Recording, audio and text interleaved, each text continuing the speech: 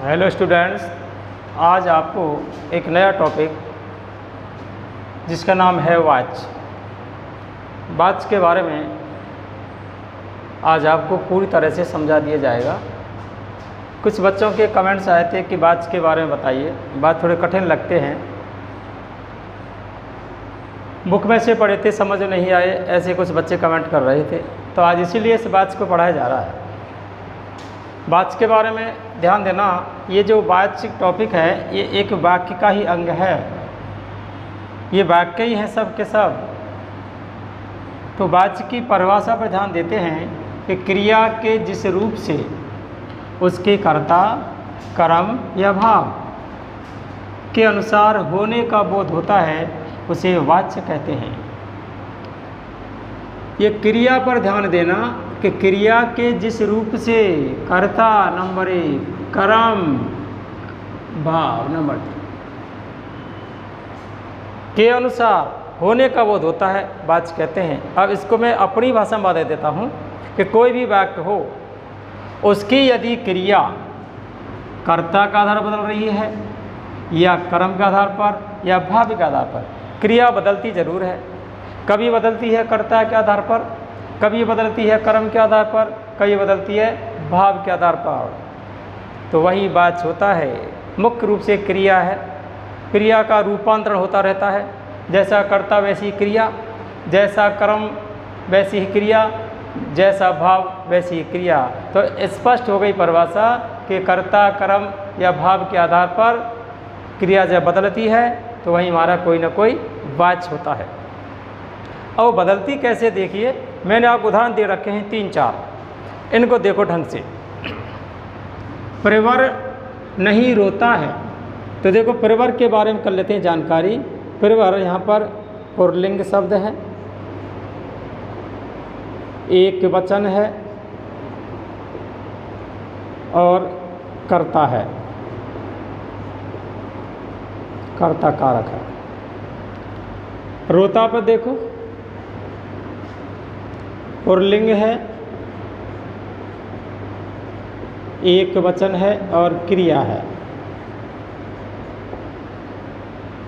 तो स्पष्ट हो गया कि जब हमारा कर्ता पुल्लिंग है और एक वचन है तो क्रिया भी पुल्लिंग है और कैसी है, एक वचन है। तो यहाँ की जो रोता शब्द है ये क्रिया है, ये क्रिया शब्द बदला हमारा परिवर के आधार पर। तो परिवर यहाँ पर कर्ता, क्रिया रोता। तो हो गया क्रिया का रूप जिस माध्यम से बदले वही वाच्य होता है। तो इस उदाहरण में क्रिया जो शब्द है रोता वो बदला है कर्ता के आधार पर। अब इधर देखो अंशु नहीं रोती है, अंशु के बारे में देखो, स्त्रीलिंग है और एक वचन है और कर्ता है। इधर देखो रोती शब्द पे देखो, स्त्रीलिंग है, एक वचन है और क्रिया है। तुलनात्मक अध्ययन करना अगर व्याकरण समझनी है तो। अंशु स्त्रीलिंग तो रोती क्रिया भी स्त्रीलिंग, अंशु एक वचन तो रोती शब्द क्रिया है ना, वो भी एक वचन। स्पष्ट हो गया कि ये क्रिया का जो रूप है ये अंशु के आधार पर बदला, अर्थात अंशु स्त्रीलिंग है, एक वचन है तो क्रिया भी स्त्रीलिंग एक वचन में लिखी गई है। वाक्य तभी जा करके सही बना है। इधर ध्यान दो, बिस्मिल्लाह खां ने शहनाई बजाई।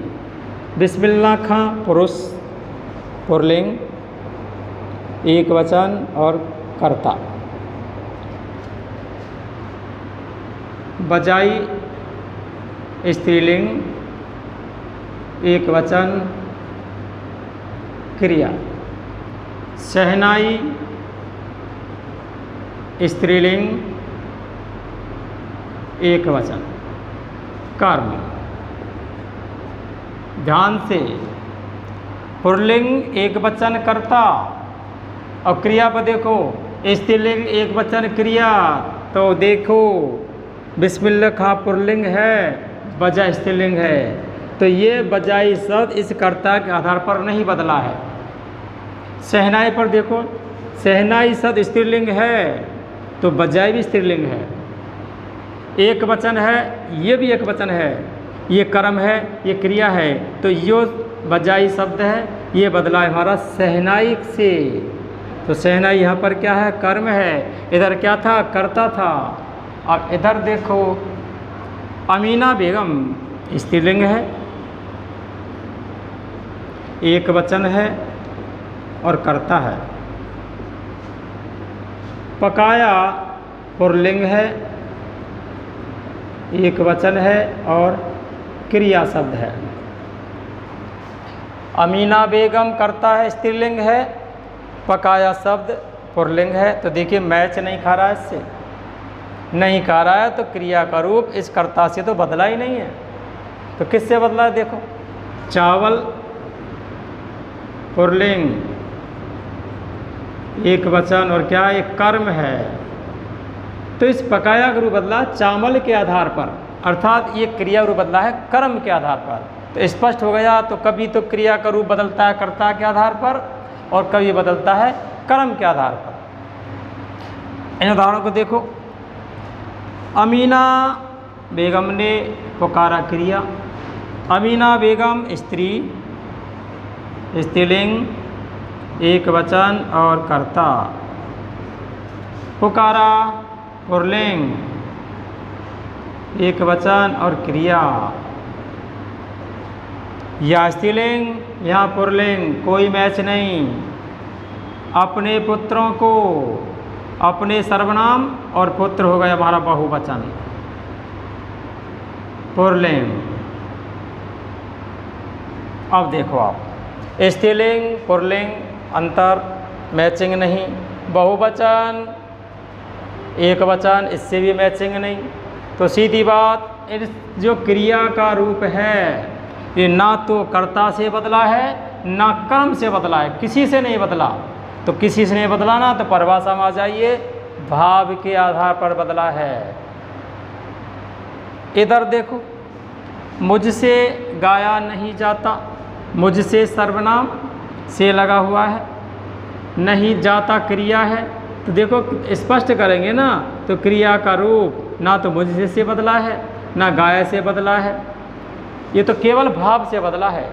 और नकारात्मक भाव भी है, तो ना कर्ता से, ना क्रिया से, ना कर्म से, अर्थात किससे? भाव से। तो हमने इन उदाहरणों में ये पाया कि जो क्रिया का रूप है वो हमारा 3 प्रकार से बदलता है।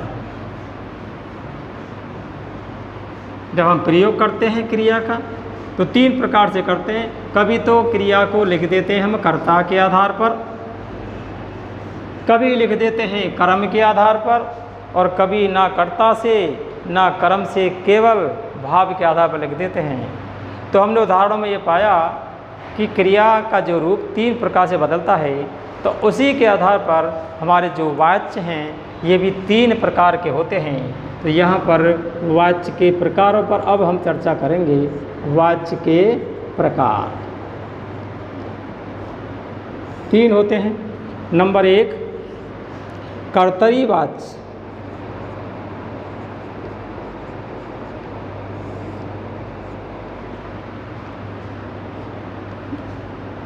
नंबर 2 कर्मवाच्य और नंबर 3 भाववाच्य। 3 रूप बदले, 3 प्रकार हो गए। पहला है कर्तरीवाच्य, दूसरा कर्मवाच्य, तीसरा क्या होता है? भाववाच्य। स्पष्ट हो गया कि जहाँ पर क्रिया का रूप कर्ता से बदले वहाँ पर हमारा कर्तरीवाच्य होता है, और जहाँ पर क्रिया का रूप कर्म से बदले वह हमारा कर्मवाच्य होता है, और जहाँ पर क्रिया का रूप ना कर्ता से बदले ना कर्म से बदले वहाँ पर हमारा भाववाच्य होता है। अब तक जो तुम्हें बताया गया है उसको मैं बड़े शॉर्ट में बता देता हूँ। अर्थात इन 3 प्रकारों की आपको मैं एक पहचान बता देता हूँ, और एक ऐसी पहचान है ये कि आपको इसके अलावा फिर पढ़ने की आवश्यकता है ही नहीं वाच्यों के बारे में। इसी से आपका स्पष्ट हो जाएगा। कैसे? देखो, पहले पहचान की तरफ ध्यान देना। मैं आपको बता रहा हूँ कर्तरीवाच्य की पहचान। कर्तरीवाच्य में जो भी कोई वाक्य रहेगा उसमें पहले तो कर्ता आएगा, उसके तुरंत बाद ने आएगा, कभी कभी शून्य आएगा और कभी कभी सकना। ये 3 पहचान है इसकी। कर्ता के बाद ने आएगा, शून्य भी आता है और कभी कभी सकना शब्द भी आ जाता है। सकना का मतलब है इससे बनने वाले और भी शब्द। कैसे कैसे बनते हैं शब्द देखो। उदाहरण नंबर 1 लेते हैं इसी का। मयंक ने रोटी खाई। उदाहरण नंबर 2 ले लेते हैं। मयंक पुस्तक पढ़ता है। उदाहरण नंबर 3 पर ध्यान देना।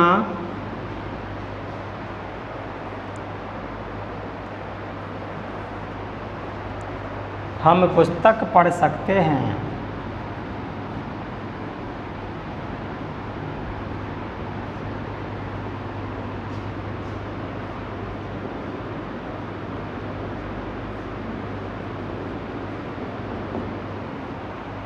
तीनों उदाहरणों को बड़े गंभीरता से देखना। उदाहरण बड़े सरल सरल हैं लेकिन पहचान बड़ी दिक्कत है। पहला उदाहरण है मयंक ने रोटी खाई, दूसरा है मयंक पुस्तक पढ़ता है और तीसरा है हम पुस्तक पढ़ सकते हैं। और देखो, जो मैंने आपको ये पहचान के जो तरीका लिखे हैं इनसे मिलान करके देखो क्या हमारे नियम सही बैठ रहे हैं। मैंने आपको बताया कि कर्ता के तुरंत बाद ने आएगा। देखो यहाँ पर मयंक करता है, कर्ता के तुरंत बाद ने आ गया। ने आ गया तो समझ लेना वाच्य भी कर्तरीवाच्य हो गया। पहली पहचान सटीक, आपको दिक्कत नहीं चाहिए पढ़ने में समझने में। उदाहरण नंबर 2, मयंक पुस्तक पढ़ता है। कर्ता इसमें क्या है? मयंक है। पुस्तक पढ़ता है, यहाँ पर कोई भी कारक चिन्ह नहीं है। जहाँ कोई कारक चिन्ह नहीं होता उसको शून्य मान लेते हैं। कारक चिन्ह है ही नहीं, है नहीं तो शून्य। तो देख लो ये उदाहरण भी सही। हम पुस्तक पढ़ सकते हैं, इस सकना का रूप सकते आ गया। सकना सकते तमाम रूप बनते। सकना चाहिए क्रिया से पहले या क्रिया के बाद में, दोनों क्रिया के बीच में आ गया। तो जहाँ पर सकना का रूप भी आ जाए वहाँ परिभारक क्या होता है? कर्तरीवाच्य होता है। रिपीट कर देता हूँ, कर्ता के तुरंत बाद नहीं आएगा तो कर्तरीवाच्य। कर्ता के बाद यदि 0 रहे अर्थात कोई कारक चिन्ह नहीं रहे तो हमारा कर्तरीवाच्य। अगर हम क्रिया का रूप देखें तो सकना शब्द आ जाए, सकना या इसके पर्यायवाची, सकना सकते सकते हैं, एक वचन हो चाहे बहुवचन हो, वहाँ पर हमारा क्या हो जाएगा? कर्तरीवाच्य। अब आते हैं कर्मवाच्य के ऊपर। अब कर्मवाच्य की पहचान देख लो।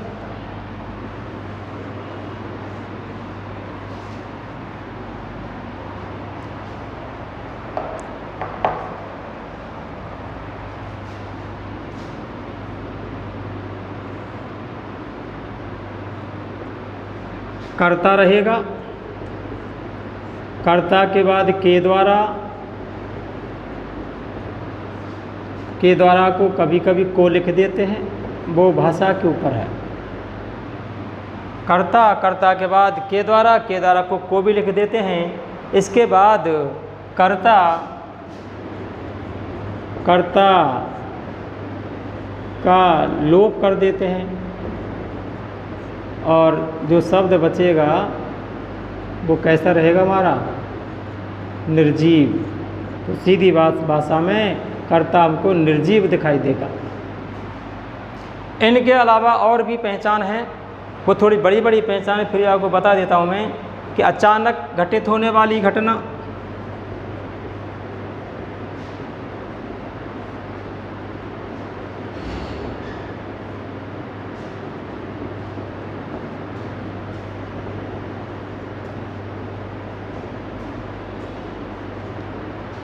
अचानक घटित होने वाली घटना हो या कोई कार्यालयी भाषा हो।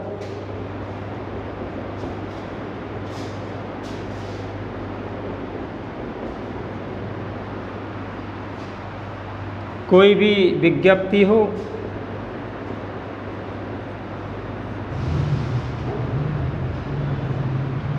कोई भी आदेश हो,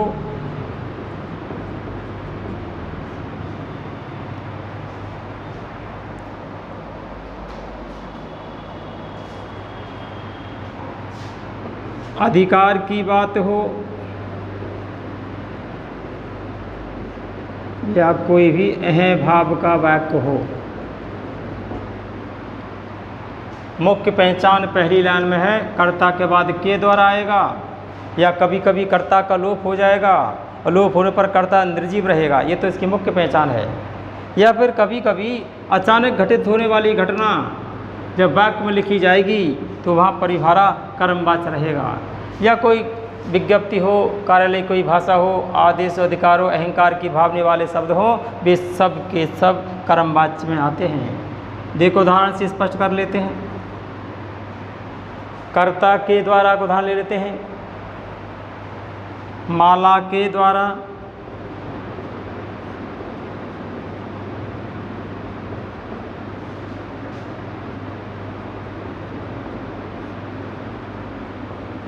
खाना खाया गया।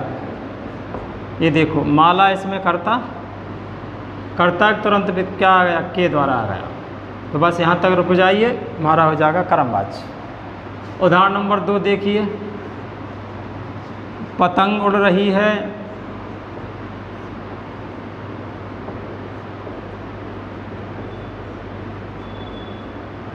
उदाहरण नंबर 3 सड़क बन रही है,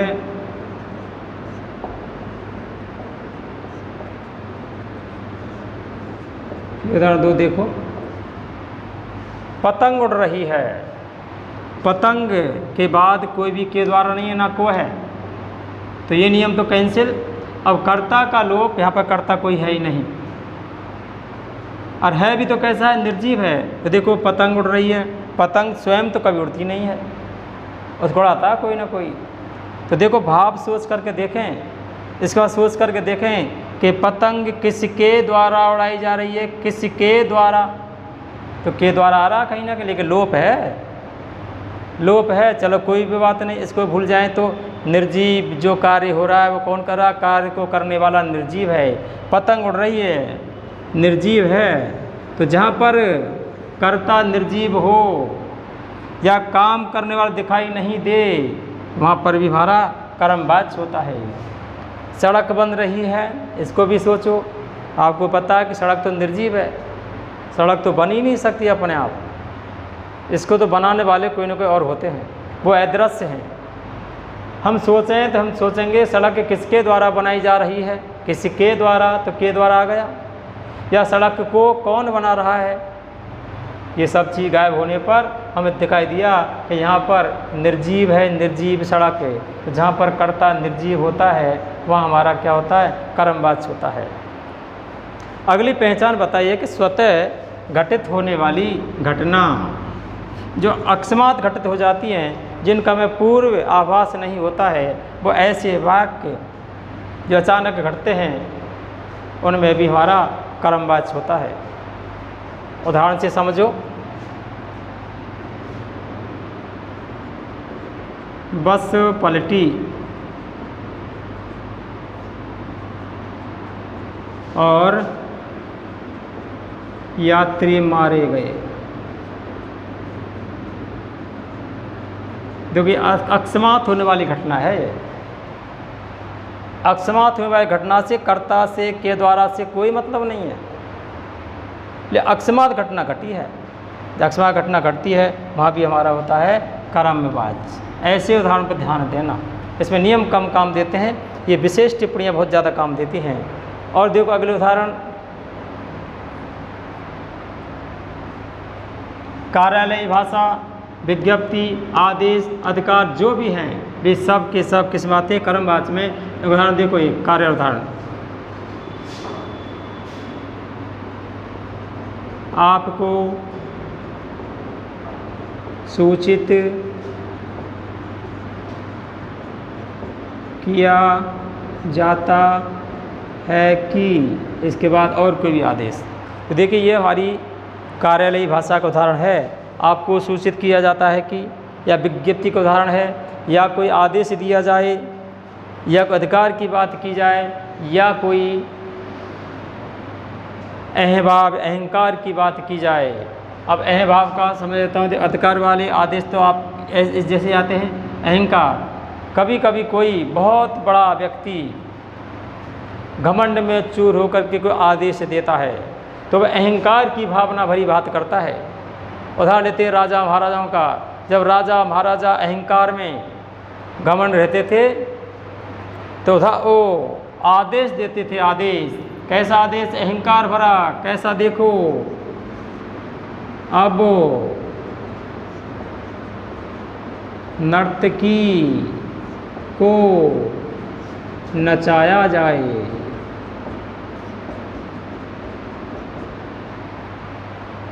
अब नर्तकी को नचाया जाए। ये अहंकार और आदेश की भाषा हो गई। तो स्पष्ट हो गया होगा कर्मवाच्य का नियम कर्ता के बाद के द्वारा आएगा, या फिर कर्ता का लोप रहेगा और कर्ता भी ऐदरस रहेगा, लेकिन निर्जीव शब्द आपको काम करता दिखाई देगा। अब यूँ कह लीजिए कर्ता निर्जीव रहेगा। अगर ये भी ऐसा उदाहरण नहीं मिले तो अचानक घटित होने वाली घटना का उदाहरण कोई मिल जाए, या सरकारी आदेश हो, अधिकार की भाषा हो, अहंकार के शब्द हों, वे सब के सब किस में आते हैं? कर्मवाच्य में आते हैं। और आपके एक लास्ट और है, इसके बारे में भी आपको थोड़ी सी जानकारी दे देते हैं।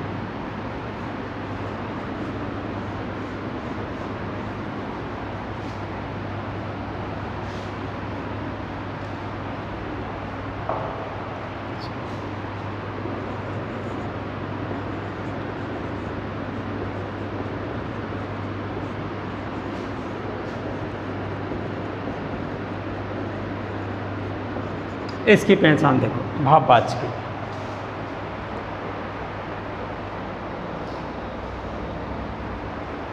कर्ता रहेगा इसमें भी,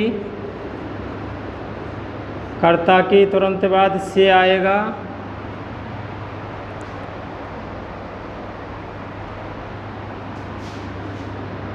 और नहीं का भाव रहेगा। अनुमति वाले वाक्य भी इसमें आएंगे।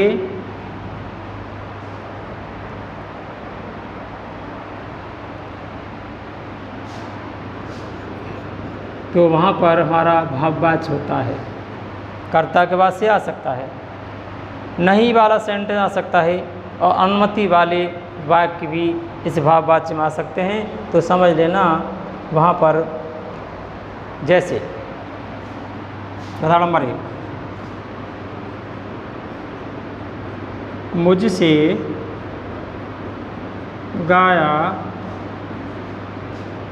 नहीं जाता। मुझसे, मुझ तो करता, से आ गया शब्द, नहीं आ गया। जो पहचान बताइए इस उदाहरण बिल्कुल सटीक बैठ रही है। फिर जब सटीक पहचान बैठ जाती है तो आपको इधर उधर भटकने की आवश्यकता नहीं है। यहाँ पर क्या हो जाएगा? आपका भाववाच्य हो जाएगा। अगला देखो,